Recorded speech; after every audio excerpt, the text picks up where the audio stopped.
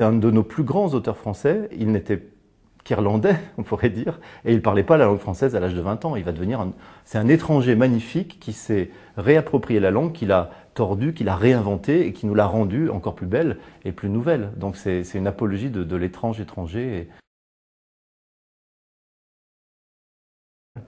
En 48, il souffre tellement en écrivant ses romans qu'il décide de faire une petite récréation, comme il dit, et d'écrire une petite pièce de théâtre avec des petits dialogues, des petits personnages, et toutes ces petites choses, ça s'appelle En attendant Godot, et ça raconte l'histoire de petits humains qui, debout dans la catastrophe, continuent à faire des jeux, comme Chaplin et Keaton qui se retrouveraient sous un arbre et diraient on se pend, ben non, on rigole, on invente un truc, avec des mots, ils jouent avec le langage, et puis avec leur corps, puis avec l'espace, puis ils sont visités par deux autres, mais c'est pas Godot, puis ils l'attendent encore, puis un enfant arrive, et il dit viendra demain Godot, ah ben en attendant on s'amuse.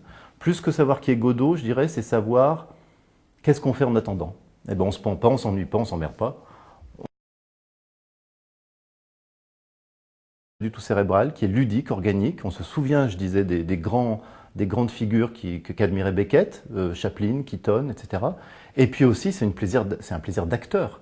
C'était fait pour des acteurs. Roger Blin, quand il l'a créé en 52, ensuite, cette petite pièce, cette diversion dont je parlais tout à l'heure, est devenue une des pièces les plus célèbres du XXe siècle. Et ben nous, on va le faire avec Jean-Claude Bolreda, que j'aime, que j'admire, qui est un acteur incroyable, David Houry, Maxime Dambrun et Vincent Schmitt. Dans les deux couples, il y a un jeune et un vieux.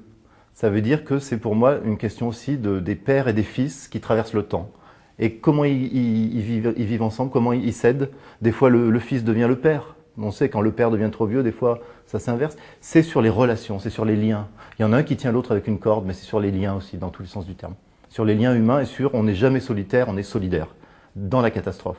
Parce qu'on sortait en 48 des années d'horreur, on sait ce qu'on a découvert. Dans notre horreur d'aujourd'hui, dans nos horreurs d'aujourd'hui, il y a des petits humains qui essayent de résister dans la joie, dans l'invention, dans le jeu.